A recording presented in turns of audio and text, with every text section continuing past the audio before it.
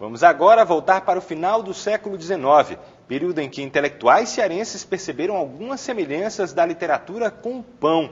Isso mesmo, nascia a padaria espiritual. A ideia era fornecer às pessoas um alimento para a alma, o pão de espírito, ou seja, a própria literatura. Para isso, a cada domingo, era distribuído um jornal de 8 páginas. Nos 6 anos em que funcionou a padaria, foram ao todo 36 fornadas com os mais nutritivos pãezinhos do espírito.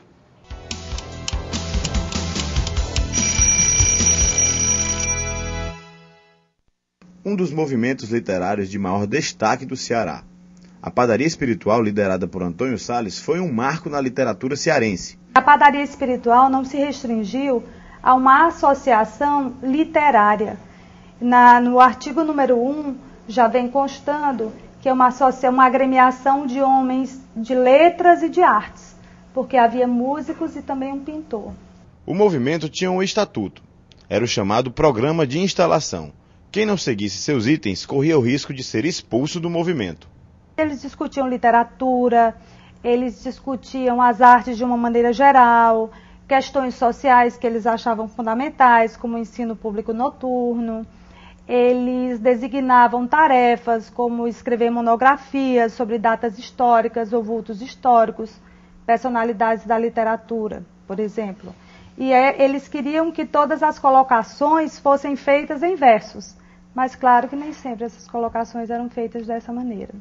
Os padeiros se reuniam na Praça do Ferreira, mais precisamente no Café Java de Mané Coco. Contrariando o pensamento de alguns cidadãos, a padaria espiritual não nasceu na Praça do Ferreira. Aqui ela foi apenas idealizada. O primeiro local de seu funcionamento foi na Rua Formosa, hoje conhecida como Barão do Rio Branco. Aqui, próximo ao passeio público, foi onde funcionou o primeiro forno, sede do movimento literário Padaria Espiritual. Há quem diga que a padaria, com o seu jornal O Pão, antecipou os temas que seriam abordados 30 anos mais tarde, na Semana de Arte Moderna.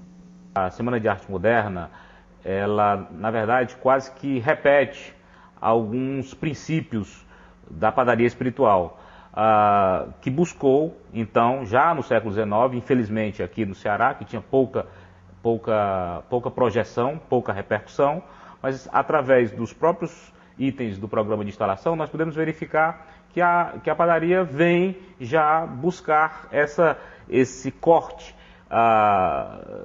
das raízes europeias e tentar valorizar os nossos princípios locais. O professor Felipe Barroso, da Universidade de Fortaleza, é autor do documentário A Padaria Espiritual. Ele explica como surgiu a ideia de realizar o trabalho, no qual entrevista estudiosos do assunto como Sâncio de Azevedo. Como a padaria foi um movimento bastante curioso e talvez o mais significativo na literatura cearense, eu achei interessante que seria um bom tema para um documentário, partindo do princípio de que a maioria das pessoas desconhece esse movimento.